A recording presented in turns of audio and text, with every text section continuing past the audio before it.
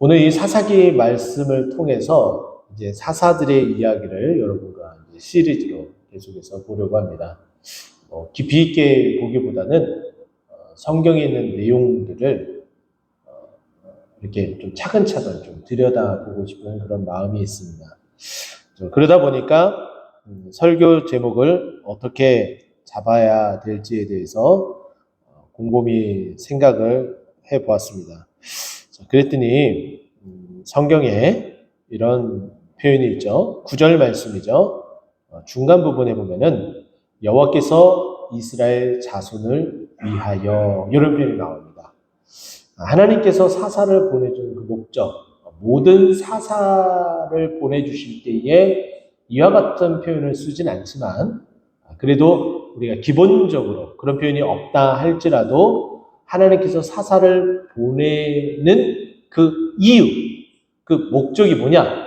누구를 위해서냐? 그것은 철저하게 이스라엘 자손을 위하여 이렇게 주었다라는 것을 기억을 했으면 좋겠고요. 그리고 또 이스라엘 자손을 위해서 한 구원자를 세웠다라는 표현으로서 처음부터 범상치 않게 구원자라는 표현, 그리고 한 구원자라는 표현을 통해서 앞으로 이 말씀이 사사기 시대에는 끝이 나지만 후일에 또 우리에게까지 미쳐져서 여호와 하나님께서 우리를 위하여 한 구원자 예수 그리스도를 보내주셨다.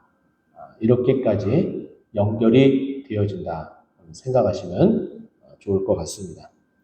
첫 번째 사사는 온니엘이라는 사람입니다. 이 사사 시대의 특징을 우리가 여러모로 봐야 되는데 외우지 않으셔도 돼요. 대신에 그 말씀의 내용이 어떤지 자기 백성들이 자기의 소견에 옳은 대로 행했다라는 이 표현, 토시 하나 틀리지 않고 외우세요. 그게 아니라 백성들이 자신의 생각이 옳다고 생각하고 자기 그 생각에 따라서 살아간 것이 사사시대구나. 근데 그 앞에 어떤 표현이 있어요? 왕이 없음으로 표현이 나오게 됩니다. 그래서 우리가 사사기 맨 마지막 장 마지막 절을 한번 펴볼까요? 성경책을 여기서 21장 마지막 25절이죠.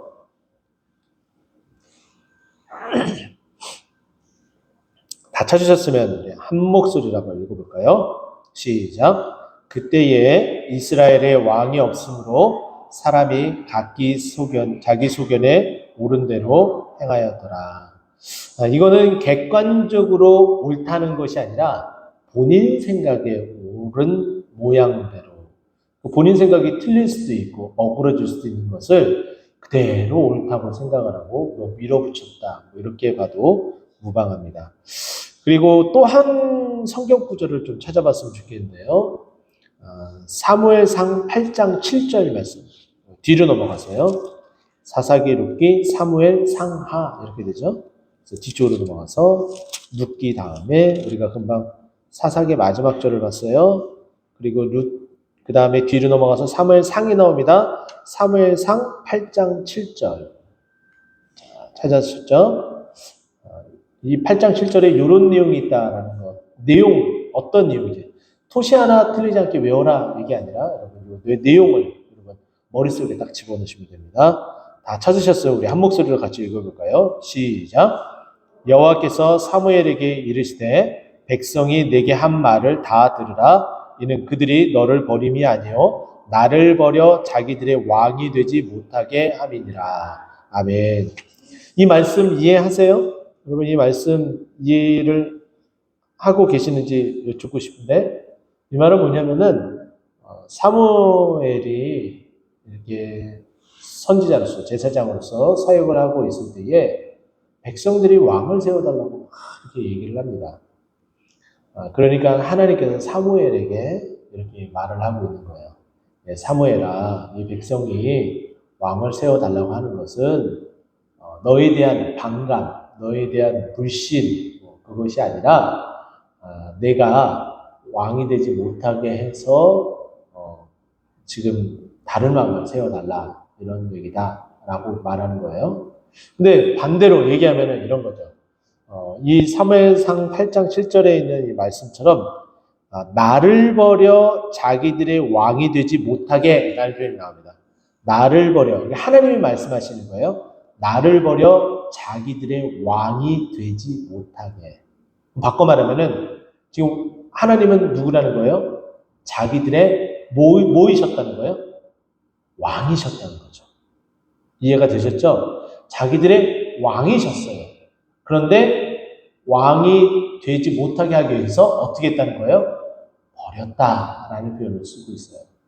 이것은 이렇습니다. 이때 당시에 이 근동 지역의 많은 나라들이 이제 족장 시대를 이제 넘어서 이제 왕권 시대에 가장 전성기를 구가할 때, 그러면 왕이 있는 곳곳마다 이 나라가 흥하게 되는데 어떤 왕으로 인해서 나라가 점점 더 강성하게 되고 어떤 왕은 정말 그 나라를 지키지 못해서 쇠락하고 멸망하게 되고 이런 상황들이 있어요.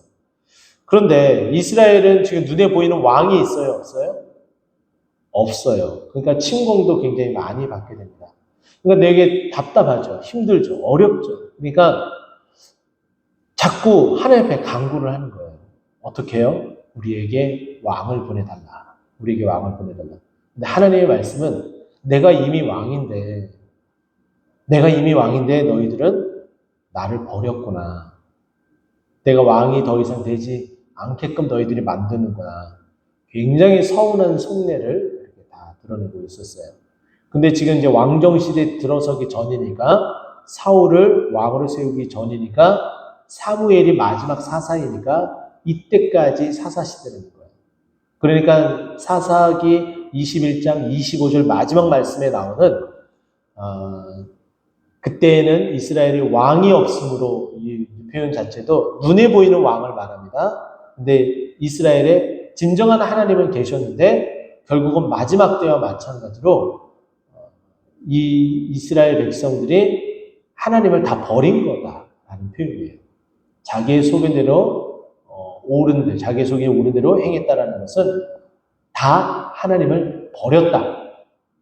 그리고 인간의 왕을 세워주길 원했다. 이렇게 정리를 하면서 사사 시대의 마지막 사무엘 상에 있는 이 말씀과 같이 견주어서 이렇게 봤습니다.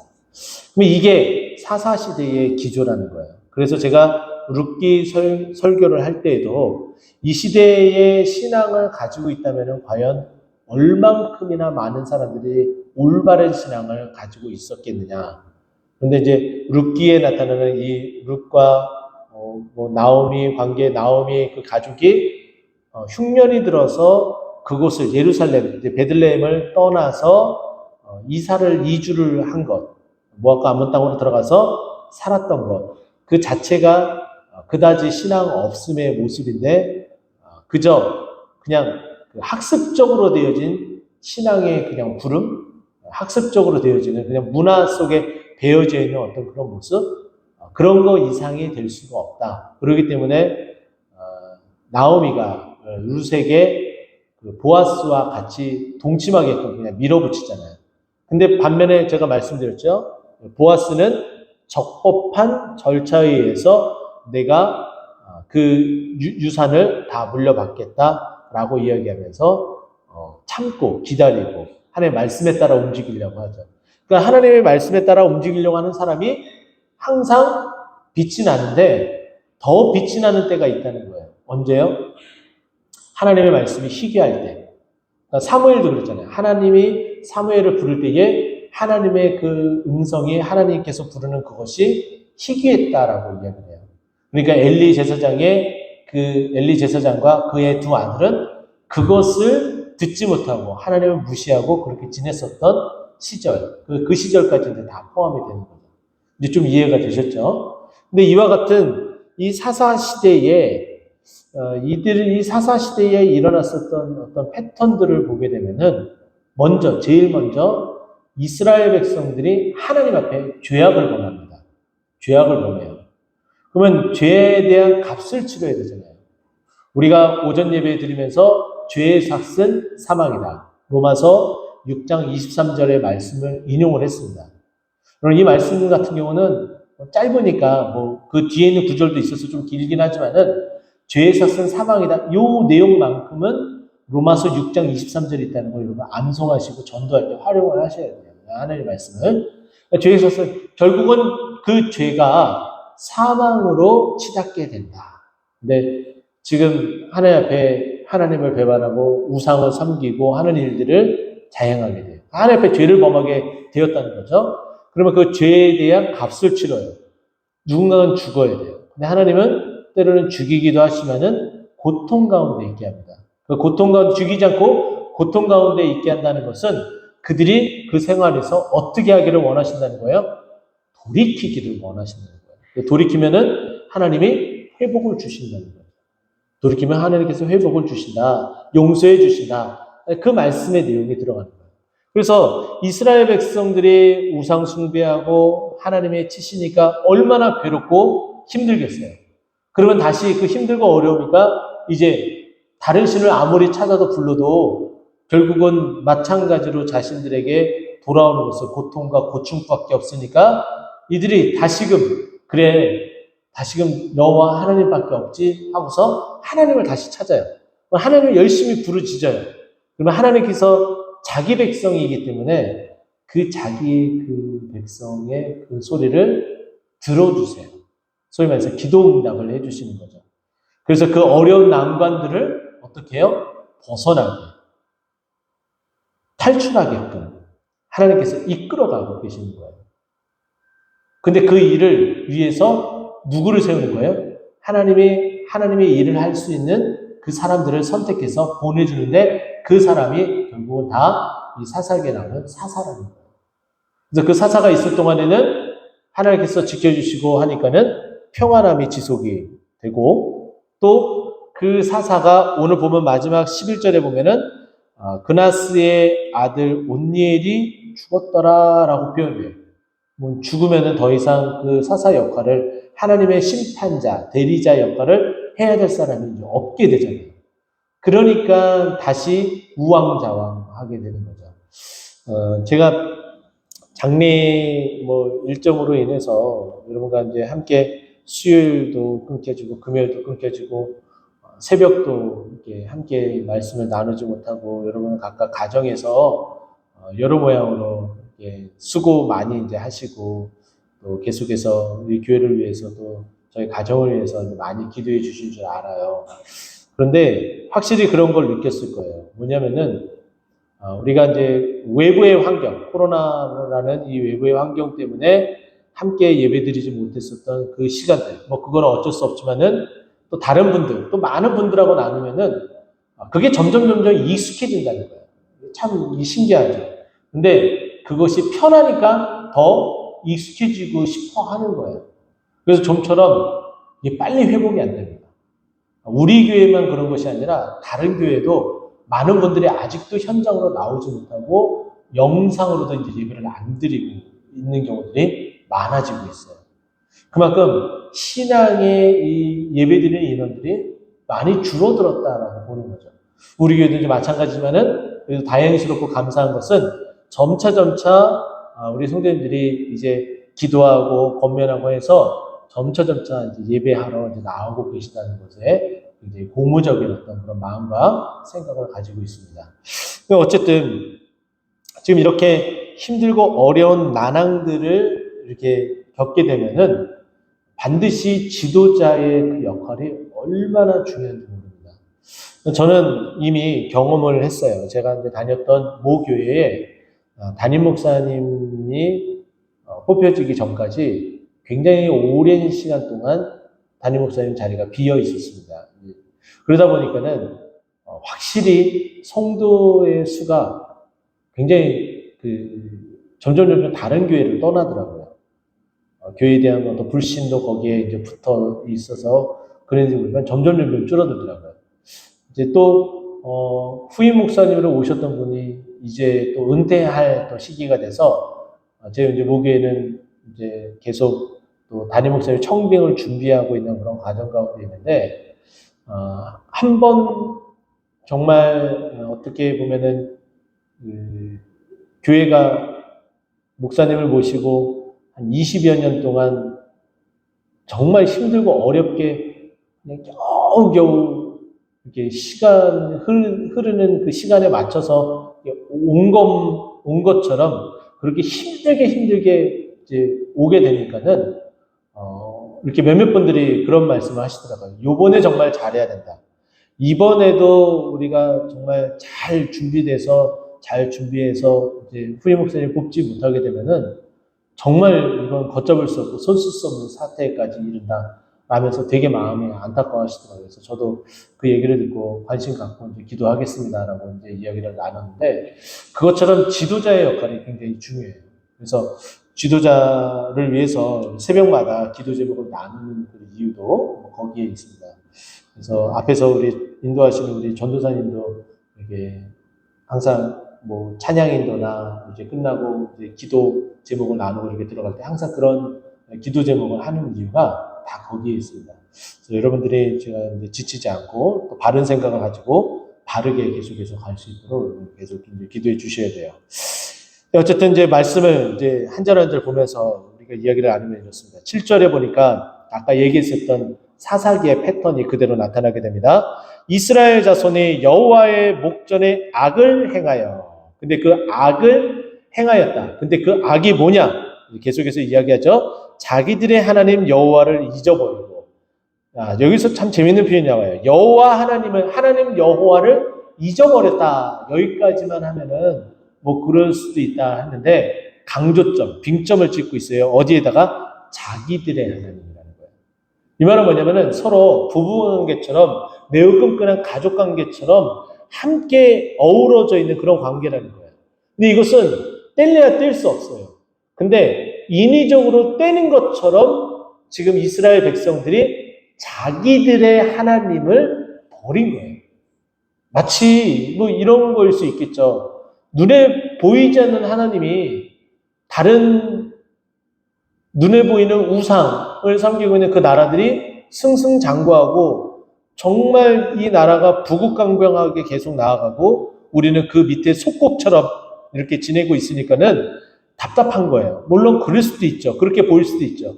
그러면서 우리도 부국강병하고 잘 되려면은 저들이 믿는 신을 믿어야 되는 건 아니냐? 그 부하게 사는 거, 부국강병하는 거, 거기에 포커스를 맞춰주게 되면은 가장 중심되는 것을 버려버리게 되어 있습니다. 딱 지금 그 짝이에요. 마찬가지예요. 우리도 우리의 삶을 살아가는 데 있어서 가장 중요한 거는 오늘 오전 예배도 말씀드렸지만은 설교 초반에 먹고 사는 게 중요한 게 아니에요. 그거는 세상 사람들이 말하고 있는 거예요. 먹고 사는 것, 결국에는 먹고 산다는 것은 언젠가는 죽게 되어져 있다라는 건데, 먹고 사는 그 과정도 중요하지만은 어떻게 죽느냐가 중요한데, 그 죽는 그 날까지 우리는 어떠한 방향, 어떠한 자세로 살아가야 되느냐? 하나님을 믿고 하나님의 말씀에 따라 살아가야 되고, 우리의 생활의 근간은 물질이 아니라 먹는 것이 아니라 뭐가 생활의 근간이 되어야 된다는 거예요? 하나님의 말씀이 중심이 되어야 된다는 거예요. 근데 이스라엘 백성은 어떻게 했어요? 그냥 잘 사는 게, 잘 먹고 잘 사는 게 그게 전부인 양 자기들의 하나님, 오히려 지금 눈에 보이는 자기들보다 바알과 아세라상을 섬기면서 있는 저 바벨론들, 그들의 그 모습이 더 멋있어 보이는 거예요. 그들이 섬기고 있는 이 메소포타미아, 바벨론이 아니라 메소포타미아, 그들의 그 모습들이 너무 멋있어 보이는 거예요. 그러니까 그렇게 따라가고 있는 거죠. 그래서 여기서 보면 자기들의 하나님 여호와를 잊어버리고 누구를 섬기고 있어요? 바알과 아세라를 섬겼다. 이것은 우상숭배. 단순히 그냥 우상숭배했다. 이걸로 끝나는 것이 아니라 하나님을 버렸다. 이게 이제 더 큰 거죠. 근데 거기에다가 엎친 데 덮친 격으로 우상숭배까지 하게 되었다. 그러니까 하나님이 얼마나 화가 나겠어요? 그러니까 8절에 뭐라고 해요? 여호와께서 이스라엘에게 뭘 했다? 진노하사. 그러니까 이유가 그렇게 되는 거예요. 그와 같은 이유로 하나님께서 진노하사, 근데 그 진노를 푸는 방법, 이들에게 깨닫게 하기 위해서, 그 진노는 단순히 그냥 화풀이가 아니라 그렇게 행하고 있는 이스라엘 백성들을 깨닫고 돌이키기 위해서 어떻게 하는 거예요? 시험을 주는 거예요. 어렵게 하는 거예요. 그 대가를 치르게끔 하는 거예요. 죽이지는 않고 그 고통을 다 당하게끔 하는 거죠. 그래서 진노하사 그들을 메소포타미아 왕 부산 리사다임의 손에 파셨다라고 이야기를 해요. 버려졌다. 나 이제 너희들 내 백성이 아니야. 이렇게 얘기를 해요. 참 안타까운 거죠. 근데 실질적으로 그렇게 했다라는 게 아니라 그들을 너희가 나를 버린 것처럼 나도 외면할 거야. 이런 어떤 그런 뉘앙스라고 보시면 됩니다. 그랬더니 이스라엘 자손이 구산 리사다임을 몇 년 동안 섬긴 거예요? 8년 동안 섬겼다. 8년. 굉장히 긴 시간이죠. 이거 결코 짧은 시간이 아닙니다. 8년 후면은 우리가 어떤 모습으로 있을까? 이런 생각도 종종 해봅니다. 8년 후면은 아마 이제 초반이 아니신 분들은 이제 앞에 숫자가 많이들 바뀌어 있을 것 같아요. 앞에 숫자가 4자인 분은 5자로, 5자인 분은 6자로, 6자인 분은 7자로, 7자인 분은 8자로 이렇게 바뀌어 있을 터이고, 또 8년이라는 시간 안에 또 하나님께서 너무 사랑하셔서 하나님께서 사랑하는 아들아, 사랑하는 딸아, 우리 집에서 살자 하고서 데려가시는 그런 일도 있을 거고, 또 하나님 또 특별한 또 은혜를 또 주시면은 장수는 복이라고 했어요. 저희 이것을 좀 정리하고 갈게요. 장수는 복인데 무병장수 이렇게 말씀하지 마세요. 성경은 무병장수, 유병장수 나누지 않았어요. 장수 자체가 복이에요. 잠깐 설명하면 이렇습니다. 무병장수면 너무 좋아요. 너무 좋아요. 이거는 뭐 두말 나위 없이 좋아요. 근데 유병장수도 감사한 거예요. 병이 있으면 더 하나님을 붙들게 되어져 있습니다. 그렇지 않아요? 여러분 경험하셨죠? 아프고 힘들고 하면은 더 하나님을 붙들잖아요. 우리 서집사님 더 많이 경험하셨죠? 그죠? 네. 오히려 무병장수했으면은 그냥 입으로만 어떤 제스처처럼 감사합니다 이러고 말았을 텐데, 유병장수니까 하나님을 붙들고 하나님이 치유해 주시면 기적입니다라고 고백하고 하나님을 더 감사할 수 있는 어떤 그런 계기가 됩니다. 맞죠? 네. 이거 같은 거예요. 장수는 그 자체가 복이다. 근데 또 하나님께서 우리를 데려가시면 그것 또한 감사할 일이다. 왜냐? 이제 눈물도 없고 고통도 없고, 그죠? 슬픔도 없는 천국으로 하나님께서 우리를 데려가시기 때문에. 그런 것도 좀 정리를 하고, 8년이라는 시간 동안에 그 왕을 섬겼다. 얼마나 힘들겠어요. 세상 왕은, 세상 사람들은 가만 내두지 않습니다. 한순간도, 한 시간도 그냥 냅두지 않아요. 소위 말해서 공짜가 없어요. 봉급을 주는 만큼 그것을 다 뽑아내는 게 세상 이치예요. 호락호락하지 않습니다. 이미 다 경험하셨잖아요. 그죠? 근데 그 8년 동안 어떻게 누구를 섬겼어요? 메소포타미아. 그쪽에 이제 4대 문명이 일어나는 지역으로서 되게 이제 평야가 있고, 또 그쪽에 문명이 또 발달되어 있고, 교통도 발달되어 있고, 그러다 보니까는 이쪽은 레반트 지역인과 동시에 또 발달했음에도 불구하고 그쪽보다는 좀 덜 발달한 어떤 그런 상황들. 또 섬기니까 더 힘들고 어려웠겠죠. 그러니까 그 힘들고 어려움이 어떻게 밖으로 표출이 돼요? 그 사이클처럼 제가 말씀했던 것처럼 9절에 이스라엘 자손이 여호와께 어떻게 했다? 부르짖으매. 여호와께 부르짖었다. 기도했다는 거예요. 그러니까 힘들고 어려우니까 그 힘들고 어려움을 그대로 다 표현을 한 거예요. 그러면 야, 너희들 나를 배신했는데 이제 와서 하나님이 이렇게 안 하신다는 거예요. 하나님은 너 이제 와서 지금 아예 처음부터 잘하지 이렇게 하지 않으시는 거예요. 우리는 늘 그렇잖아요. 처음부터 잘하시는 분도 계세요. 그러나 우리는 실수투성이고 허점투성이에요. 그러다 보니까 잘못하고 돌이키고 수정하고 이와 같은 일들이 계속 반복합니다. 마찬가지로 이스라엘 자손이 이제 돌이키려고 여호와께 부르짖습니다. 기도합니다. 그리고 하나님 앞에 간구합니다. 그랬더니 하나님께서 어떻게 하세요? 이제 네 번째 패턴이죠. 첫 번째는 뭐였어요? 죄를 짓는다. 두 번째 뭐예요? 그에 대한 대가를 받는다. 세 번째, 부르짖는다. 이제 네 번째 뭐가 돼요? 하나님이 응답하신다. 그 응답하신 내용이 이제 사사를 보내주는 거죠. 자, 네 번째, 여호와께서 누구를 위해서? 이스라엘 자손을 위하여. 이스라엘 자손을 위하여. 하나님이 하나님의 백성을 위하여. 자, 여기에 자신의 이름을 넣어서 한번 보세요. 하나님이 백종건을 위하여. 자, 여러분의 이름을 넣고 한번 해볼까요? 시작. 하나님이 백종건을 위하여. 네. 하나님께서 우리가 잘못을 한다 할지라도 우리가 부르짖어서 기도하면은 하나님이 나를 위해서 응답해 주시고 하나님의 특별한 사람을 보내주신다는 거예요. 그래서 여기 보면은 한 구원자를 세웠습니다. 그리고 그들을 구원하게 하셨습니다.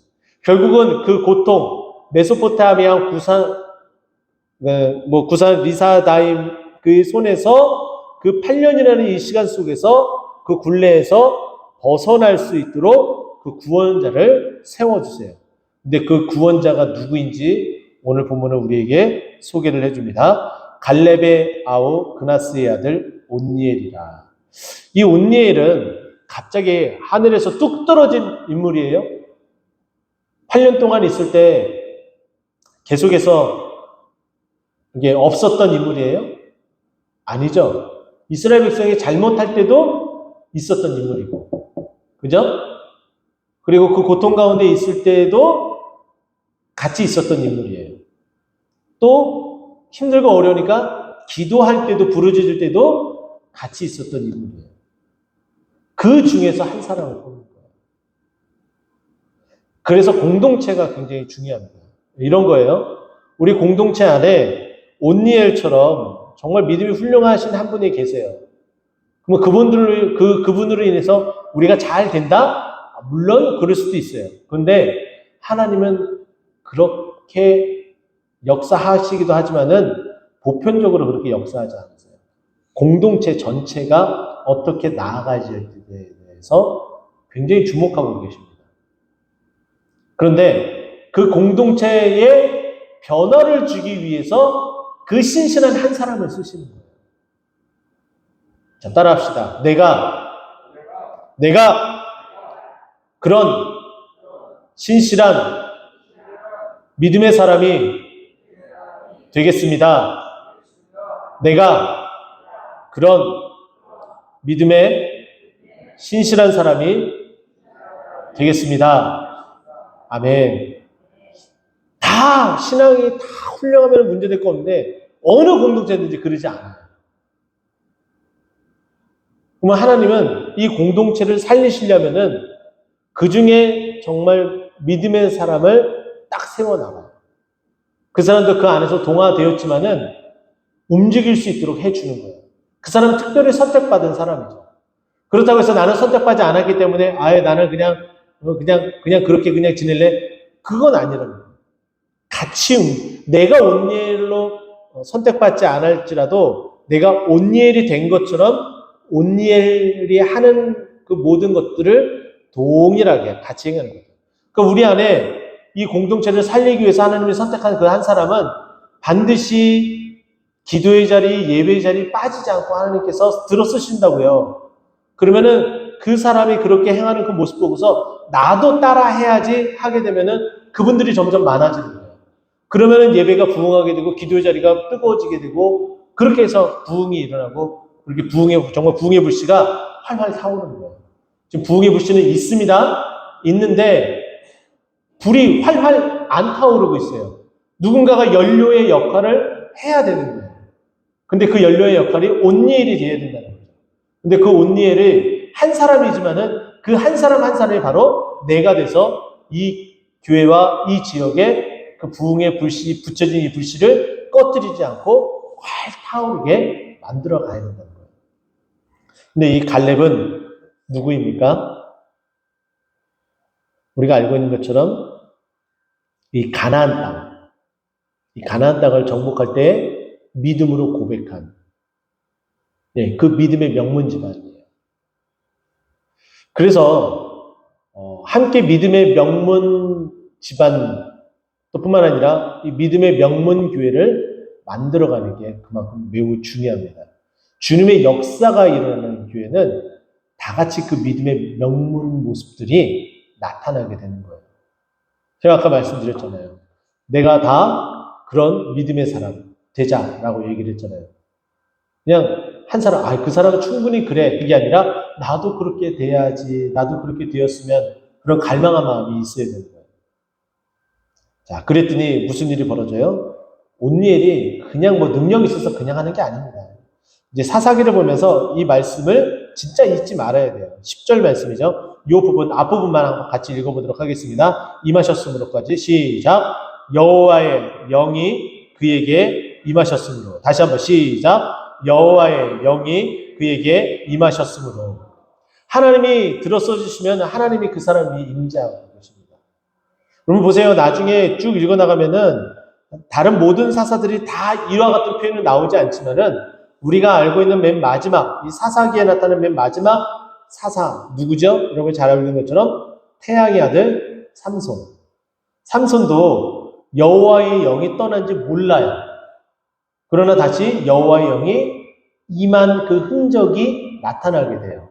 근데 그것을 통해서 마지막에 자신이 거의 자결하는 그 모습이 나타나게 되잖아요. 근데 여호와의 영이 있고 없고의 차이예요. 네, 처음부터 이 단원의 핵심 키워드가 바로 여기서 이렇게 기인한다는 거예요. 그래서 지금 모든 사사들, 하나님의 쓰임받는 사람들, 하나님의 일꾼으로서 다 어떻게 된다는 거예요? 여호와의 영이 그에게 임한다. 또 뿐만 아니죠. 여호와의 영이 내게 임하였으니 가난한 자에게 복음을. 이거 누가 말하면서 공생의 사역을 시작했죠? 누구요? 예수님이요, 예수님. 예수님도 바로 그랬어요. 예수님이 공생의 사역을 시작하기 전에 요단강에서 세례를 받습니다. 세례 요한에게. 그때 성령이 비둘기같이 임하죠. 그러니까 이 영이 임하여야지만이 그와 같은 역사가 나타나게 되는 거예요. 근데 그 영이 역사가 나타나게 되니까 바로 공생의 사역을 시작했어요. 우리가 지난 시간에 함께 봤죠? 이겨내야지 뭐 한다고요? 이겨내야지 뭐가 온다고요? 부흥이 온다고 얘기를 했잖아요. 그래서 지난주에 이 오후 찬양 예배 말씀이 뭐였어요? 예수님께서 세례 받으시고 광야로 시험 받으러 가신 그 내용을 함께 나눴죠. 기억나시죠? 벌써 까먹으셨죠? 할렐루야. 네, 예수님이 광야에서 시험 받으러 가시잖아요. 근데 그것을 이겨내셨어요. 왜? 무엇 때문에? 여호와의 영이 임하여 함께 했기 때문에. 그래서 말씀으로 여호와의 영이 임하니까 말씀으로 모든 말씀을 다 물리치는 거죠. 근데 그것이 아니라 하나님의 능력이 있으시니까 너 이 성전에서 뛰어내려봐라. 그러면 내가 이 보이는 모든 것들 다 주겠다. 지 것도 아니면서 되게 뻑이죠. 그러면 오케이 알았어. 너 두고 봐. 너 안 주기만 해봐. 너 확 하면서 우리 예수님이 마치 정말 무슨 그 하나의 그 쇼츠를 찍는 것처럼 카메라 이렇게 딱 들고서 차차차차 점프 샥 떨어지는 거예요. 근데 그 바닥 딱 이 10cm 정도 딱 남겨놓고서 하나님의 능력으로 쫙 공중에 딱 멈춰서는 거예요. 그렇게 할 수 있는 분이잖아요. 아니에요? 저만 그렇게 생각해요? 충분히 그렇게 할 수 있는 능력이 있으신 분이잖아요. 쭉 떨어지면서도 공중에서 딱 멈췄어도 사뿐하게 땅을 딱 터치를 하는 거예요. 봐라, 됐지? 내 마. 이렇게 하고서 딱 모든 시험을 딱 끝장내버릴 수 있잖아요. 근데 우리 주님은 그렇게 하지 않으셨다는 거예요. 여호와의 영이 임하면 겸손하게 되고 하나님의 말씀으로 순리에 따라서 다 진행하게 되는 거예요. 그렇게 해서 여호와의 영으로 뭘 하면은 그 시험을 이겨내면은 부흥이 오게 돼 있어요. 공생의 사역에 승리하게 돼 있어요. 어떤 어려움이 와도 자기 자신을 죽이려고 그렇게 늑대같이 달려와도 그것을 감내하고 참고 이기면서 끝까지 십자가를 지는 그 수고를 다 당하면서도 다 이겨내는 거예요. 그의 영이 임하였다. 이 부분이 매우 중요하다고 말씀드렸습니다. 자, 그가 이스라엘 사사가 되어 나가서 싸웁니다. 그런데 여호와께서 그 싸울 때 여호와의 영이 임하고 메소포타미아 왕 부산 리사다임의 손에 넘겨주니까 싸워서 어떻게 돼요? 마지막에 이기느니라. 할렐루야. 여러분 보세요. 전쟁 준비를 차근차근 해도 강대국을 이길까 말까요? 여러분 천조국이라는 표현 들어보셨죠? 왜 천조국인지 혹시 아세요? 그냥 천조국은 뭐 미국이다 이렇게만 생각하고서 더 이상 깊이 생각 안 하셨나요? 오늘 아침에 나오면서 뉴스를 좀 들으니까는 중국이 국방 예산을 300조 원 하였대요. 우리나라의 뭐 6배다라고 뉴스에서 나오더라고요. 이제 미국은 국방 예산이 1,000조 원이 넘는데요. 그래서 천조국이에요. 국방 예산에만 1,000조 원을 넘게 투자를 한다고 해서 그래서 천조국이라고 표현을 합니다. 그럼 우리나라가 백날 자다 아무리 열심히 준비를 해도 소위 말해서 이 천조국이 이길 수 있어요, 없어요? 못 이겨요, 못 이겨요. 그런데 하물며 지금 그 천조국을 조공을 바치고서 있어요. 전쟁 준비하려고 모아도 현찬을 파네 그걸 다 바치고 있는 거예요, 조공을. 그런데 언제 전쟁 준비를 해요? 이렇게 바치고 있는데 이들은 더 불어나고 있는데 어떻게 싸워서 이길 수가 있겠어요? 근데 여호와의 영이 임하면 게임은 안 됩니다. 그냥 겜셋이에요. 그러니까 여호와의 영이 임하니까 온니엘이 그 메소포타미아 왕 구산 리사다임과 싸워서 어떻게 되는 거예요? 이기느니라. 할렐루야. 마치 무엇과 같아요? 다윗과 골리앗의 싸움은 누굴 봐도 뻔하잖아요. 누가 봐도 이건 뻔해요. 전쟁에 능한 용사 골리앗, 싸움을 한 번도 안 해본 꼬마 소년 다윗, 누가 봐도 불보듯 뻔해요. 그러나 여호와의 영이 임하고 이끌어주시고 그 이름으로 나아가는 다윗이 승리할 수밖에 없는 거예요. 할렐루야. 마찬가지예요. 우리 힘이 없고 부족해요. 연약해요. 하지만 세상에 나가서 세상을 이깁니다. 우리에게 뭐가 있기 때문에? 믿음이 있기 때문에. 그 믿음 생활을 하는 가운데 성령님이 함께 해주시기 때문에 우리가 이길 수 있는 거예요. 그 강력한 메소포타미아 왕을 이겨요. 그럼 보세요. 이 남자, 그리고 이 나라, 이 국가 간의 이 좌우는 한 번에 끝나는 일이 없습니다. 지금이야 뭐 조약으로 체결하고, 뭐 쑥대밭을 만들고 더 이상 뭐 일어나지 못하게 하고 뭐 그러기 때문에 그런데, 여러분 한번 보세요. 북한 지금 현재 계속 자신들이 열세임에도 불구하고 계속 핵 만들면 너네 까불면 뭐 이렇게 아무리 얘기해도 계속 핵 만들고 하잖아요. 그게 자존심이기도 하거든요. 그럼 정말 이 이스라엘 백성들이 자신 메소포타미아보다 정말 약한데 자신과 싸워서 자신을 이겼어요. 자신들에게 조공바치던 애들인데. 그럼 이 메소포타미아 애들 화가 나요, 안 나요? 이런 건 한 번도 생각 안 해보셨죠? 화가 나고 다시 쳐돌아서 다시 싸울 수 있는 그 여력이 있는 거예요. 그런데 지금 여기 보면은 온니엘이 사는 동안 40년 동안 그 싸움이 일어나지 않아요. 할렐루야. 이것도 기적이에요. 하나님이 평안케 해주신 것도, 무탈하게 하신 것도 기적이에요. 하나님의 그게 은혜인 거예요. 당연히 메소포타미아가 쳐들어와야 정상이고 또 그 싸움에서 또 이겨야 돼. 그런 일들이 계속해서 반복이 되어지는 게 맞아요.